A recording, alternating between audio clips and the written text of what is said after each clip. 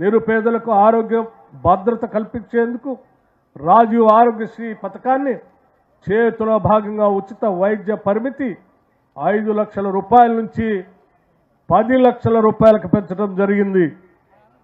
వైద్య వ్యయ పరిమితి పెంచడంతో పాటు ఆరోగ్యశ్రీ పరిధిలోకి రాని 163 రకాల చికిత్సలను అదనంగా తీసుకొని వచ్చాం. దీనికి గాను జిల్లాలో ఏప్రిల్ 2025 వరకు 25,230 కేసులకు 61,86,57,000 రూపాయల ప్రభుత్వ కార్పొరేట్ ఆసుపత్రులకి చెల్లించింది.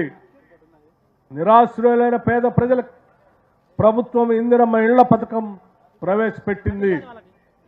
ఇందులో 400 చదరపు అడుగులకు తగ్గకుండా మరియు 600 చదరపు అడుగులకు మించకుండా ఇంటి నిర్మాణానికి 5 లక్షల పూర్తి సబ్సిడీతో పేద ప్రజలకు అందజేయటకు ప్రభుత్వం చర్యలు చేపట్టింది.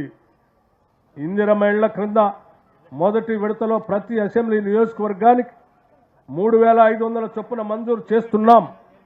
ఇందులో భాగంగా జిల్లాకు 17,342 ఇందిరమ్మ ఇళ్లను కేటాయించగా ఇప్పటి వరకు 14,649 మంది లబ్ధిదారులు ఎంపిక చేసి 9,326 మందికి మంజూరు పత్రాలు ఇచ్చాం. ఈ పథకం కింద పైలట్ గ్రామాల్లో మంజూరీ కింద 885 ఇందిరమ్మ ఇళ్లను మంజూరు చేయగా 490 ఇళ్లు బేస్మెంట్, 161 ఇళ్లు గోడలు, 32 ఇళ్లు పైకప్పు వరకు పనులు పూర్తి అయినాయి.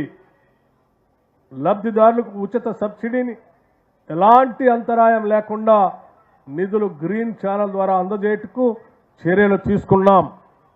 ఇప్పటి వరకు బేస్మెంట్ పూర్తి చేసుకున్న 450 మంది లబ్ధిదారులకు 1 లక్ష చొప్పున 4,50,00,000, పైకప్పు పూర్తి చేసుకున్న 130 మంది లబ్ధిదారులకు 1 లక్ష చొప్పున 1,30,00,000, స్లాబ్ వర్క్ నిర్మాణం పూర్తి చేసుకున్న 20 మంది లబ్ధిదారులకు 2 లక్షల చొప్పున 40 లక్షలు, మొత్తంగా ఇప్పటికే జిల్లాలో 6,20,00,000 లబ్ధిదారుల ఖాతాల్లోకి జమ చేశాం.